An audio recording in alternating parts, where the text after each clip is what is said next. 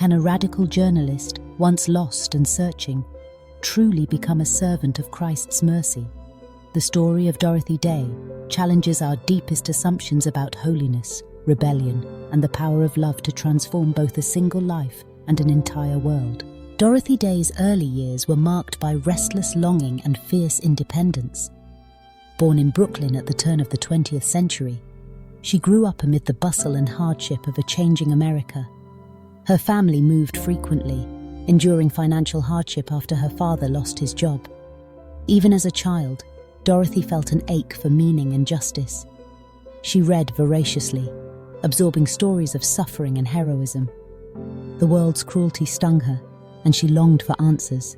In her youth, Dorothy plunged into New York City's bohemian life.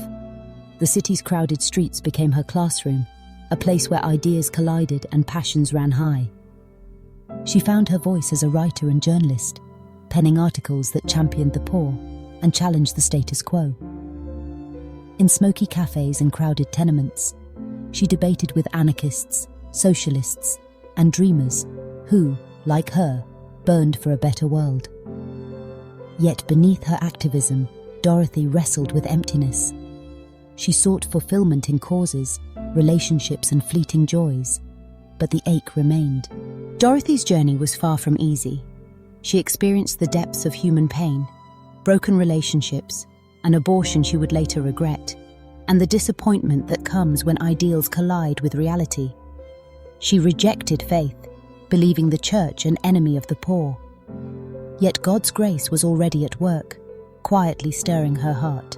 Everything changed with the birth of her daughter, Tamar. In the quiet of new motherhood, Dorothy encountered a love deeper than any she had known, a love that awakened her longing for God. She began to pray again, to seek the presence she had once dismissed. In her child's innocence, Dorothy glimpsed the possibility of redemption. She chose to be baptized into the Catholic faith, a decision that cost her relationships and left her isolated from many friends. But she pressed on, convinced that God was calling her to a new life. Dorothy's conversion was not a retreat from the world. It was the beginning of her greatest rebellion, a rebellion of mercy. In 1933, at the height of the Great Depression, she met Peter Morin, an eccentric Frenchman with a vision for a society shaped by the gospel. Together, they founded the Catholic Worker Movement, launching a newspaper that sold for a penny and offered the radical message that every person is made in the image of God. But Dorothy's revolution did not stop at words. The Catholic Worker Movement opened its doors to the hungry, the homeless, and the forgotten.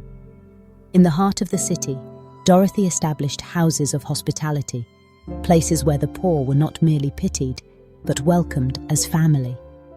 She fed the hungry, clothed the naked, and offered shelter to those who had nowhere else to go. Her hands were dirty with the work of mercy. Her heart was wide enough to embrace the outcast and the stranger. Dorothy's commitment to justice drew both admiration and scorn. She protested wars, opposed nuclear weapons, and stood with workers against exploitation. She was arrested many times, her name sometimes celebrated, sometimes reviled. Yet through every trial, Dorothy clung to the gospel, not as a comfortable creed, but as a call to radical love. She was not perfect. Dorothy Day wrestled with doubts, weaknesses, and the limitations of her own humanity. She could be stubborn, impatient, even sharp-tongued. She suffered loneliness, frustration, and the burden of leadership. Yet it was through her brokenness that God's grace shone brightest. Dorothy's life became a prophetic voice in a world hungry for hope, showing that mercy is the truest revolution. The insight of Dorothy Day's life is simple yet profound. Holiness is not about escaping the world, but about transforming it with love. For Dorothy, faith was not a private matter. It was lived in the mess and struggle of daily life, in soup kitchens, picket lines, and crowded shelters. She prayed fervently, attending Mass each morning, but she also believed that prayer must become action. It is in serving the poor, she insisted, that we meet Christ himself. Dorothy's story invites us to see that God's grace works through our brokenness. She was not a saint because she was flawless, but because she allowed God to use her wounds for the healing of others. Her life is a testament to the power of conversion, the truth that it is never too late to begin again, that no one is beyond the reach of mercy. Dorothy Day's journey inspires us to ask, what does it mean to be holy? For her, holiness meant entering into the suffering of others, loving without counting the cost, and standing up for justice even when it was unpopular. She reminds us that faith is not just a matter of words or rituals, but of courageous action. To follow Christ, she believed, is to enter the world's pain and to become a channel of God's compassion. Today, decades after her death, Dorothy's legacy endures. The Catholic worker movement continues to serve the poor in cities across the world. Her writings challenge new generations to live the gospel with courage and creativity. The Church now calls her a servant of God, and many look to her as a model of what it means to live a life of mercy. But Dorothy's greatest gift may be the hope she offers to all who struggle. Her story tells us that sainthood is not reserved for the perfect. It is for those who, despite failure and doubt, dare to say yes to God's call.